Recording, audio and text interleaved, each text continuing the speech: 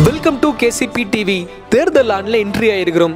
பெரிதும் எதிர்பார்த்துட்டு இருக்கக்கூடிய ஒரு விஷயம் 2021 சட்டமன்ற தேர்தல் களமா இருந்துட்டு இருக்கு. மாபெரும் கட்சிகள் மட்டும் ஆண்ட தமிழகத்துல புதிய கட்சிகளின் வரவும் பெரிய கட்சிகளின் பிளவும் மூன்றாவது அல்லது பல முனை அரசியல் களத்தை இந்த 2021 சட்டமன்ற தேர்தல் களத்துல தந்திருக்குது.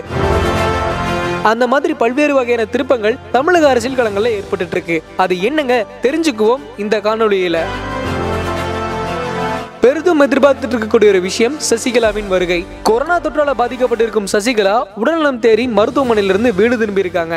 ஆனா தமிழகம் வராம பெங்களூர்லயே 7 நாட்கள் தனிமைப்படுத்திருக்காங்க. பிப்ரவரி 7ஆம் தேதி வருவாங்க அப்படின்னு டிடிவி தினகரன் இதை அபிஷியலா அனௌன்ஸ் பண்ணிருக்கிறாரு. கடந்த வாரம் திறக்கப்பட்ட செல்வி ஜெயலலிதாவின் நினைவிடம் பராமரிப்பு பணிக்காக மூடப்படுகிறதுன்னு தமிழக அரசு சொல்லியிருக்கு. இது சசிகலாவின் வருகையால் தான் மூடப்படுகிறதுன்னு எதிர்கட்சிகளும் பிற கட்சிகளும் குற்றம் சாட்டிட்டு இருக்காங்க.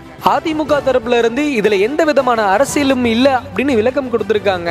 பிரம்மாண்டமா வரவேற்க தயாராக வேண்டும்னு டிடிவி தினகரன் தொண்டர்களுக்கு அழைப்பு விடுத்திருக்கிறாரு.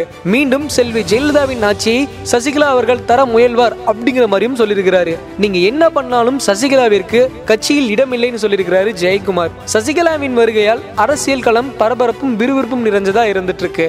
அதிமுகவின் அதிகாரமும் ஒரு பக்கம் கையோங்கிட்டு இருக்கு. சசிகலாவின் வருகைக்கு அப்புறமா பல்வேறு வகையான அரசியல் திருப்பங்கள் இருக்கும் அப்படின்னு அரசியல் வல்லுநர்களாலும் கணிக்கப்படுகிறது. அப்படி ஒருவேளை சசிகலா வந்தா தமிழகத்திற்கு என்ன மாதிரி மாற்றங்கள் இருக்கும், என்ன மாதிரி தாக்கங்கள் இருக்கும், இது அரசியல் களத்துல எப்படி பிரதிபலிக்கும் அப்படிங்கிறது முக்கியமா பார்க்கக்கூடிய ஒரு விஷயமா இருந்துட்டு இருக்கு.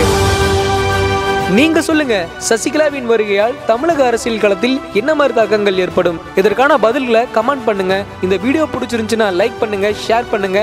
மறக்காம கேசிபி டிவியை சப்ஸ்கிரைப் பண்ணிருங்க.